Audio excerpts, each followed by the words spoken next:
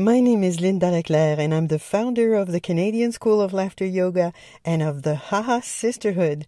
Welcome in the Joy Element, the feel-good podcast who inspires.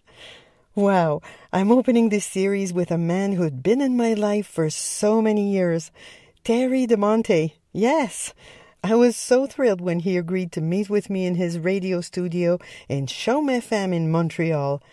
Terry had been a morning man for over 30 years, and his voice woke me up for so many years.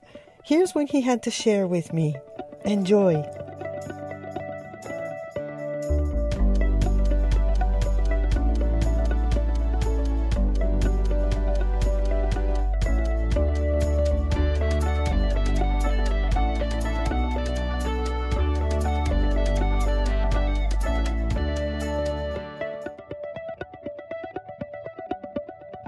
Oh, it's really a great privilege for me today. I'm sitting here with the awesome TERRY DiMONTE, the voice of the rock stations in the world.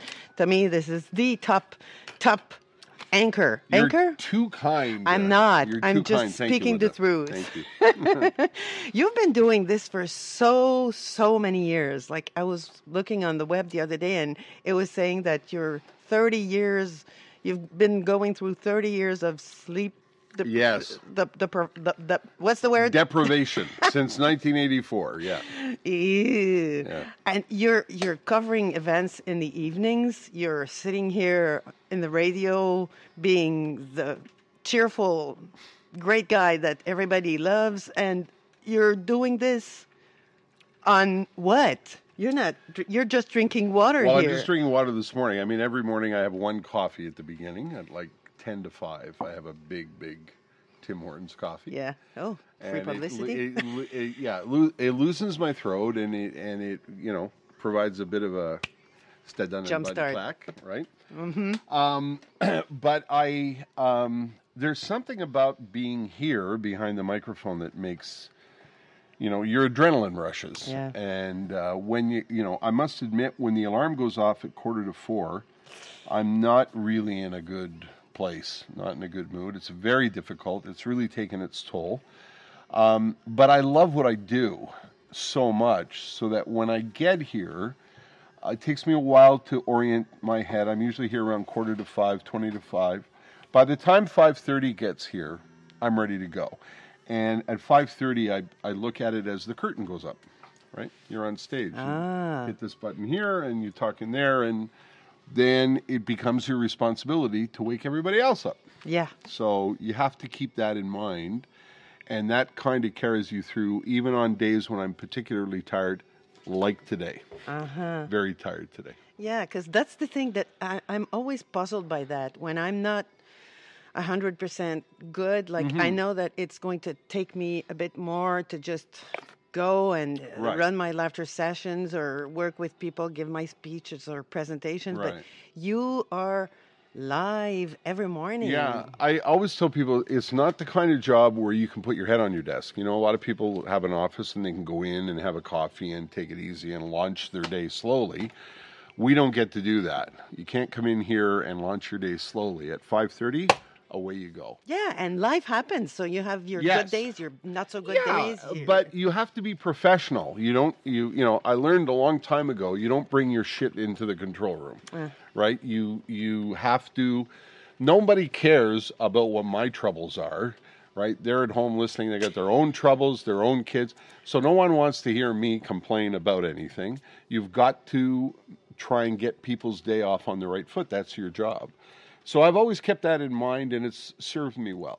So what do you do to be able to do that? Because I know I have some tricks of my own, but what do you do? Even if you love what you're doing, there are some moments that you need, I don't know.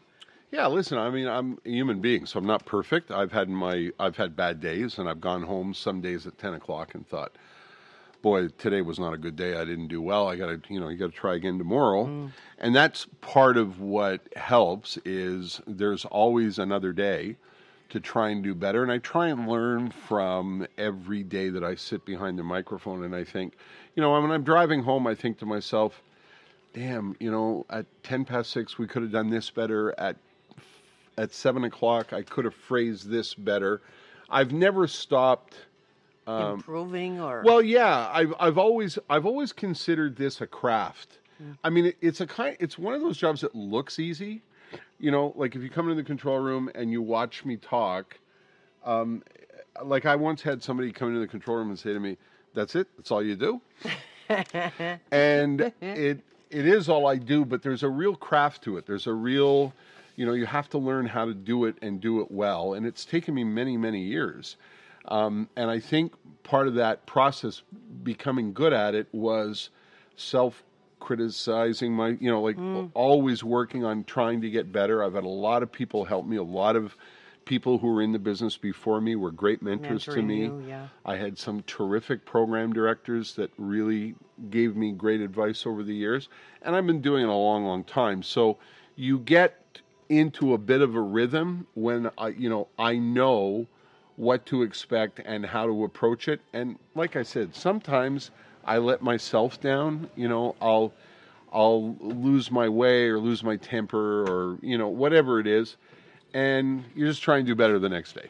So, like, I know when I'm, if I have a big presentation to do, sometimes I'm nervous. Sure. I don't breathe a lot. Then what I do is I go in the bathroom. I do the silent laughter alone by myself. So, and this is providing me a space where I can unwind a bit and just breathe differently. So, what do you do to pump yourself up? Is that the way that you say that? Like, yeah, I or get you're gearing yourself, like.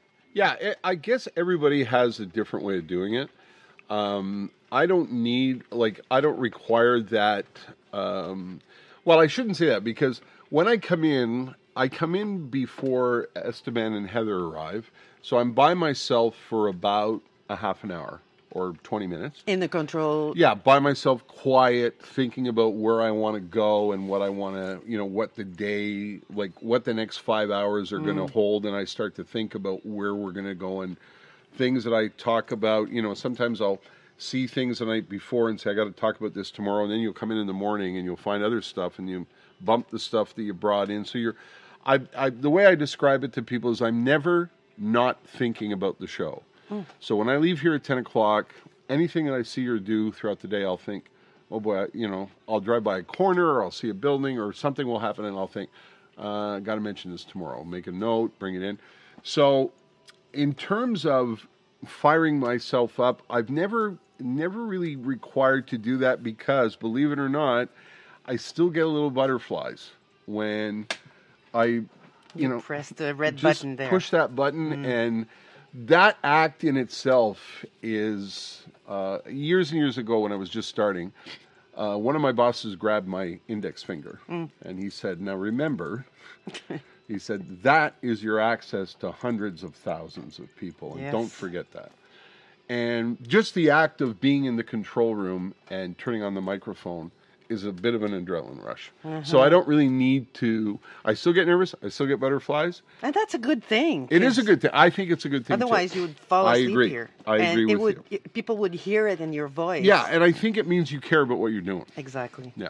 So what do you do at night then, or in the day, to relax and just keep yourself in a good spirit or a good mood? Or on Monday, Wednesdays, and Fridays, I go to the gym. That's good. And on Tuesday, Thursday, Saturday, and Sunday, I walk.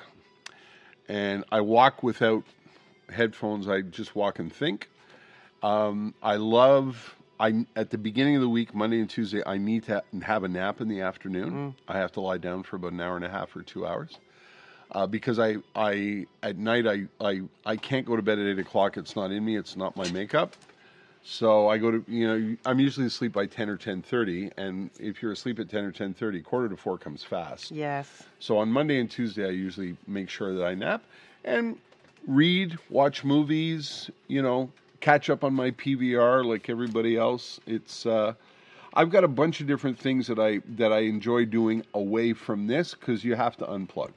Yes, eventually, yes, because I see on the social medias that you're doing your radio show, but you're also a guest or you're seeing concerts and you're going to... You have to live life. Yeah. Right? Because you're talking to other Montrealers, so you can't just do this and go home. You've got to live like a Montrealer does because you're trying to reflect the city back out to the audience. Mm-hmm. Well, thank you for doing this. This was my pleasure. Thank you. Long. Thank you. It's awesome. I'm seriously so thrilled to be sitting here with you today. That's very kind of you to say. And this guy, I have to say that he's very, very generous of his time and his... I remember when I was working for the Children's Hospital Foundation, Terry DiMonte was always saying yay to whatever we needed him for. So thank you. Thank you, Linda. You're very kind. Oh. I appreciate you having me as a guest. It's very nice. It's a privilege. Thank you. Thank you.